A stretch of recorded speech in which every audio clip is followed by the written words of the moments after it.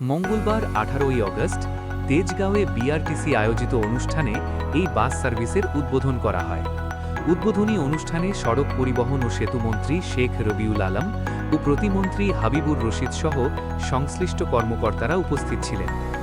BRTC জানিয়েছে, প্রাথমিক পর্যায়ে ঢাকা, চট্টগ্রাম ও বগুড়া শহরে ১৩টি রুটে মোট ১৪টি বাস দিয়ে মহিলা বাস সার্ভিস চালু হচ্ছে। এর মধ্যে ঢাকায় 10টি, চট্টগ্রামে 2টি ও বগুড়ায় 2টি বাস চলবে। ঢাকার বাসগুলো ১৬০টি স্টপেজে যাত্রী সেবা দেবে। চট্টগ্রামে 12টি এবং বগুড়ায় 16টি স্টপেজ রাখা হয়েছে। এই বাসগুলো মহিলা চালক ও মহিলা কন্ডাক্টরদের মাধ্যমে পরিচালনা করার পরিকল্পনা করা হয়েছে। নারী যাত্রীদের পাশাপাশি বাসে কর্মরত নারী চালক ও সহকারীদের নিরাপত্তা নিশ্চিত করতে এই বাসগুলোতে সিসি ক্যামেরা ও জিপিএস সংযোজন করা হয়েছে। অনুষ্ঠানে সড়ক পরিবহন ও সেতুমন্ত্রী হাবিবুর রশিদ বলেন, মহিলা বাস সার্ভিসে ই-টিকিটিং ব্যবস্থা রাখা হয়েছে। এর মাধ্যমে নারী যাত্রীরা বাসে ওঠার আগেই সহজে টিকিট সংগ্রহ করতে পারবেন।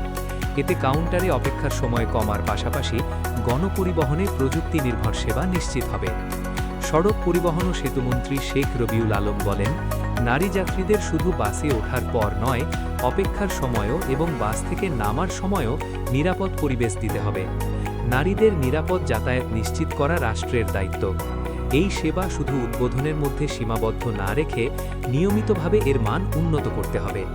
তিনি জানান, ঢাকার গণপরিবহনকে পরিবেশ বান্ধব করতে ২০০টি বৈদ্যুতিক বাস বা ইভি কেনার উদ্যোগ নেওয়া হয়েছে। এর মধ্যে ১০০টি বাস নারীদের জন্য বিভিন্ন রুটে পরিচালনা করার পরিকল্পনা রয়েছে। সরাসরি ক্রয় প্রক্রিয়ার মাধ্যমে এসব বাস কেনার উদ্যোগ নেওয়া হচ্ছে।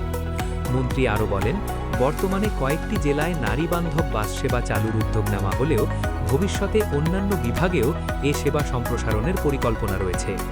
নারী যাত্রীদের জন্য চালু হওয়া বাস সেবা টেকসই ও আরও বিস্তৃত করাই এখন বড় চ্যালেঞ্জ। অনুষ্ঠানে সড়ক পরিবহন ও সেতু মন্ত্রণালয় ও বিআরটিসির সংশ্লিষ্ট কর্মকর্তারা উপস্থিত ছিলেন।